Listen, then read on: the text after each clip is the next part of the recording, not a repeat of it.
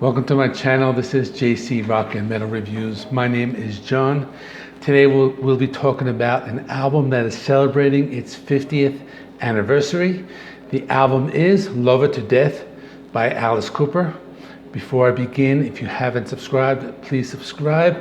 I do rock and metal reviews, rankings, and more, and I hope to continue to do classic album reviews, for albums reaching milestones like this one, later in the future.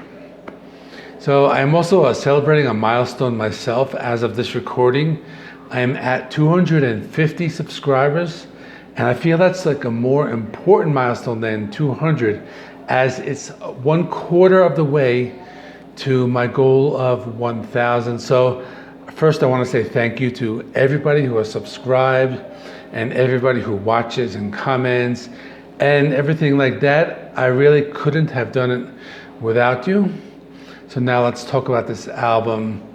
Love to Death was released on March 8th, 1971. So here's the CD booklet. This was released sometime around 1988, I think. So here's the front cover. Let me open it up. You can see the song titles here. There are 9 songs. Yeah, there's some like liner notes there. And in the middle, there's a pretty cool picture of Alice's eyes coming right out at you. Let me zoom back for that one. There's the Warner Brothers logo, 1971. And there's some notes just telling a little about the story, which I will talk about in a minute. And there's a photo of the band. So this album is an important part of my musical journey. So the first time I heard Alice Cooper was after he released the music video for Poison in 1989. And I went out and bought that album that was titled Trash. And I was really interested in listening to his older material. Now, I knew that he had like this elaborate stage show, but I really didn't know his music too well. So one day I'm visiting my grandmother, and there was a record store that was right on the corner of where she lived. So that day, I walked to the record store and I was looking through the bins. I was looking where they had the bin that said Alice Cooper. And there were probably a number of albums there, but out of all of them, I picked Love It to Death. Now, you may have heard the term blind buy, from the vinyl community. And back then, we didn't have any way of like listening to albums or music. I mean, we had MTV and the radio, and that's it. So basically, this would be considered like a blind buy. And I think it was like the cover that attracted me to it. And also back then, the CDs were sold in long boxes. And let me just say, I really miss those. I kind of wish they had stayed around because they're pretty cool. They were cool to hold and you could collect them in any way. And they discontinued them like in the early 90s. I think it was because of waste of cardboard or something like that. I don't remember the exact reason. But anyway, so I went back to my grandmother's house to listen to the CD, and the song that stuck out the most was the song I'm 18. Now you see, at that time, I was 18 years old, and this album also was 18 years old, so it really resonated with me. And also the lyrics to the song really spoke to me. In one line, he says, I'm a boy and I'm a man, I'm 18 and I like it. And I remember thinking to myself, I'm like, wow, that's how I feel. So this album, it's like really a special album for me. So now I'm gonna talk about the tracks. Caught in a Dream, it starts off with a rock riff. It's a straightforward rock and roll song. It has some cool lead guitar work, and the rhythm guitar has a really nice like fuzzy tone. After that is I'm 18. I just spoke about this song, but this was a really big hit for Alice Cooper, and this is the song that put him on the map. So the song is also kind of like a blueprint for a heavy metal. It was covered on Anthrax's first album, Fistful of Metal. Also on Kiss's album, Psycho Circus. There's a song called Dreamin' that sounded like very reminiscent of I'm 18. So Alice Cooper's publisher, they filed a plagiarism suit and they settled out of court. It's a very influential song. Even the Sex Pistols they recorded a song called 17, which was from their Nevermind the Bollocks album. And this was recorded kind of like as a response like to the I'm 18 song. So next is A Long Way to Go. So this is another rocker. There's a really good rhythm, like guitar playing. You know, this one you hear some keyboards in the background, and you know, it's just basically a hard rocker. So it's a good song. Next is Black Juju. So this can be considered like the first like epic theatrical like Alice Cooper song. It's a little over 9 minutes long, and it starts with this like tribal sounding drum beat.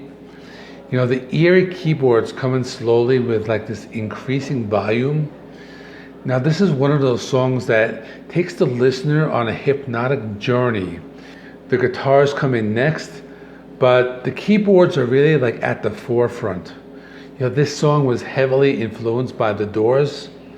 Now there's a breakdown at about like 4 minutes. Now this is where Alice starts to hypnotize you. And he starts with his chants. He starts saying like, bodies need rest. And he starts like repeating the word rest a few times.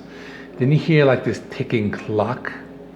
And at this point, all you hear is like the clock, and you don't hear anything else. It's just Alice saying rest over and over. The tribal drums, they come in, and there's some very like quiet keyboards and like guitar bends.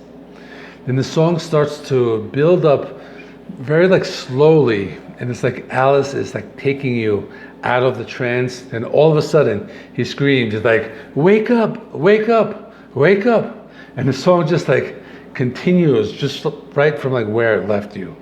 Now at this point the song goes on for a few more minutes, and then kind of like just like closes out. Next is It My Body? This is another straightforward rocker. It has a really cool guitar riff. Now, if you listen to the song structure, you can tell that this is a song that's kind of very influential on future metal bands. The band Sonic Youth, they covered this song, and they also covered the next one called Hallowed Be Thy Name. So this is another hard rock song. Has like a little bit of like a psychedelic edge to it. Has some eerie keyboards. Now you hear some like theatrical like screams like during part of the song. And after that is Second Coming. And this could be considered one of his first ballads. So there's piano in the background that kind of like carries the song, and as well as some like heavy guitars and riffs. In 1992, on their album Lysol, so the band Melvins covered the song, and they also covered the next one, Ballad of Dwight Fry. Now the song starts out with a little girl asking like where her father is, and you know, if he's ever coming home. That sets the tone for a story about a man in an insane asylum. You know, this song is still played live.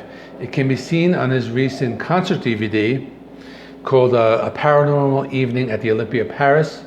And this came with a deluxe version of Detroit Stories. So this is the one I have here, and I showed it in my other video. His wife and his daughter also play nurses, and they're wearing this like corpse paint, and it's during the stage show.